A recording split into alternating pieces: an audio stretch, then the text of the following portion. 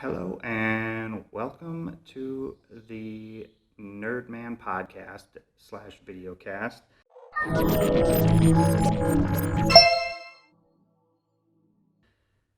So this is the first episode, and I guess I'm going to go over a little bit about what this is going to be, the Nerdman podcast, and also um, I think I'm going to touch in on one of my favorite franchises, Resident Evil, and in particular Resident Evil 7, as it is coming out at the beginning of next year, but was just sort of announced at E3 recently, and I got some things to say about it. So, before, let's dive in. What is the Nerdman podcast? So basically, the Nerdman podcast is going to be me talking about nerdy things. I have too many things that I like, too many topics and categories. So, it's going to be tabletop games, movies, video games, business tips, nerd news, whatever I can think of that week. If you guys want me to talk about something, definitely leave it down in the comments below. If you're on YouTube watching this, otherwise, send me a message or something. And yeah, I'm just going to be talking about various different things, various nerdy things. So I guess I'm calling myself the Nerd Man. And these are going to be, hopefully I'm going to be doing this weekly. That's the plan. And also I hope to keep them, I don't know. There's no going to be no time structure, time limit on these things, but I'll try to keep them tolerable. I personally don't like listening or watching to things that are super, super long, so we'll see. We'll see what I get into. But anyways, let's move on into Resident Evil, and in particular Resident Evil 7. But let's preface this with, I'm a huge Resident Evil fan, and I love it all, pretty much. Across the board. I bought my first PlayStation 1 because I wanted to play Resident Evil. So that was sort of the deciding factor on buying a PlayStation 1. I can remember all those years ago. So I've played them all the numbered ones, some of the offshoot ones. Most of the offshoot ones I've played. And I love the movies. I've read all the comics and everything. I'm just a huge Resident Evil fan. It's pretty much my favorite franchise. And there's a lot of hate sort of on Resident Evil 5 and 6 in particular, which I don't understand. People seem to think that they don't pertain to survival horror and whatnot. So I'd have to disagree. I personally think 5 and 6 are probably some of the best games in the franchise, 6 probably being the best. I just love that game. And there's only a couple things that I almost kind of wish would have carried over, from Resident Evil 5 or whatever, more of the item stuff. Anyways, but I guess I want to touch on that because so many people seem to just hate Resident Evil 6, said it was the worst and destroying the franchise and everything. When in fact it actually sold millions of copies, and it sold more than most, brands in that genre and everything.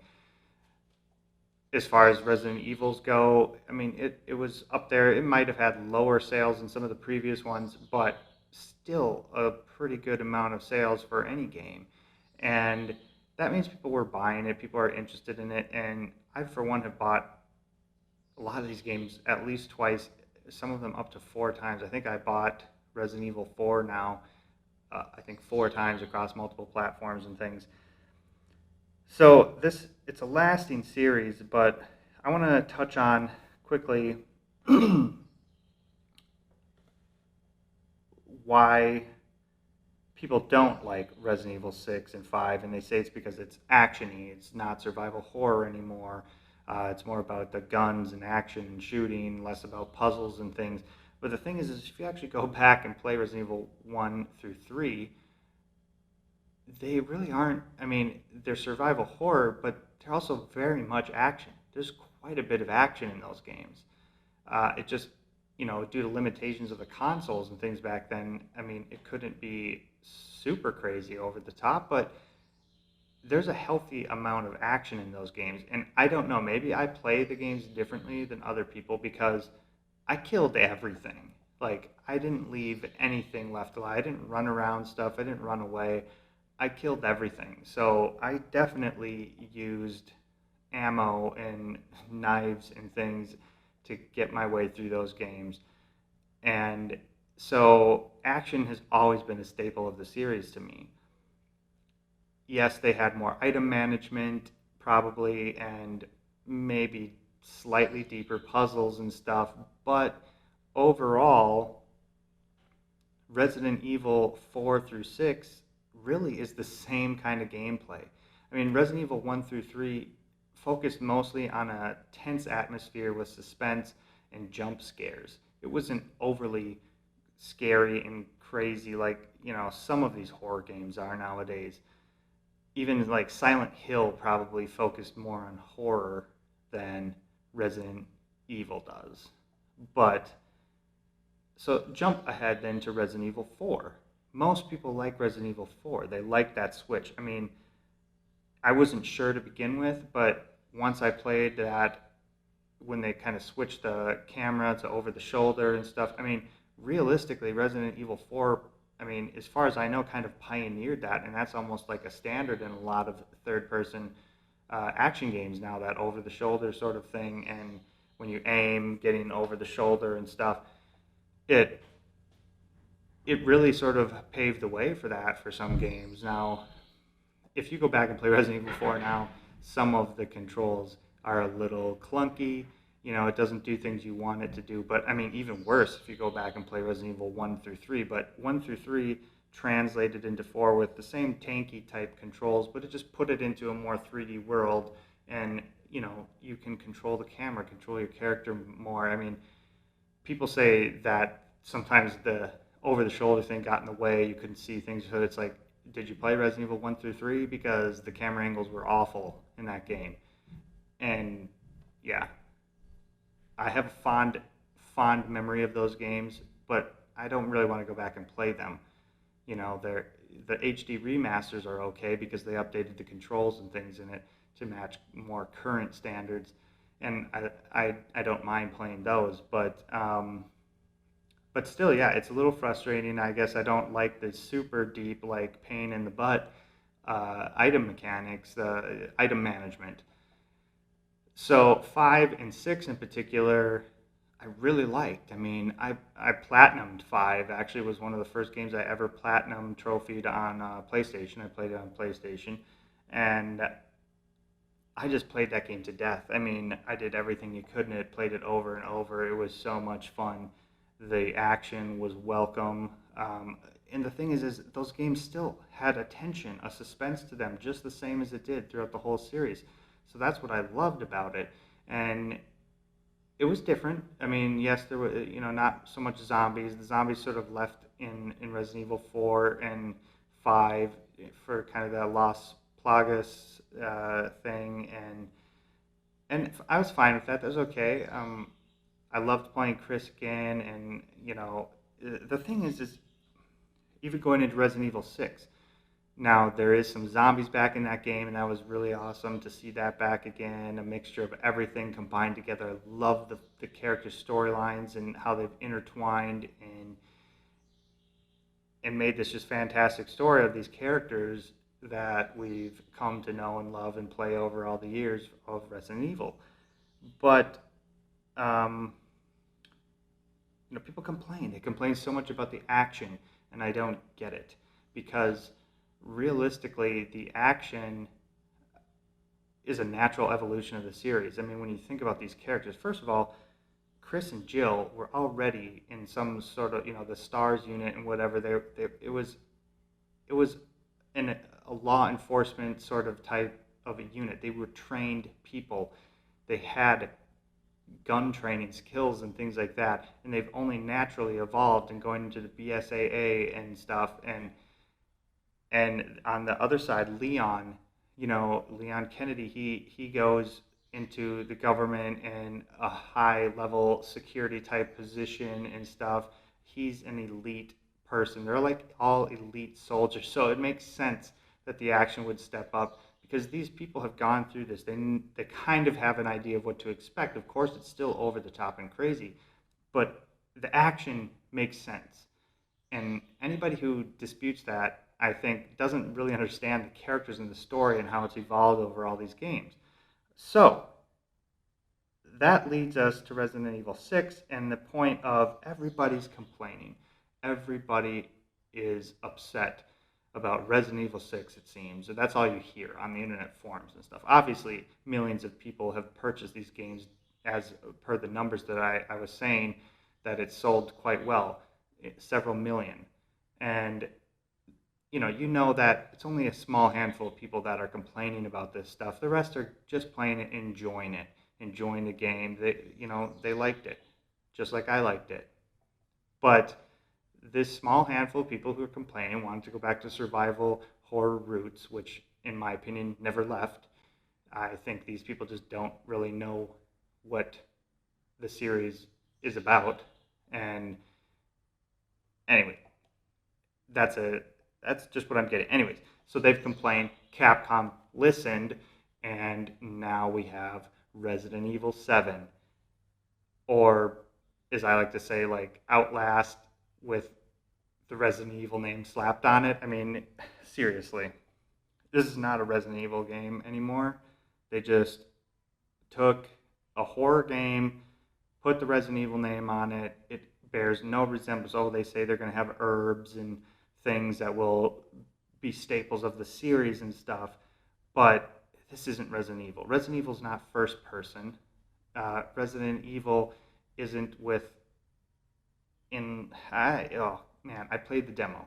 I played the demo of it, and I know people are saying, oh, it's a teaser demo, it's not representative of the final game, but why it should be. I mean, it should have some resemblance to it, tonally and whatever. If I played it and I don't like it.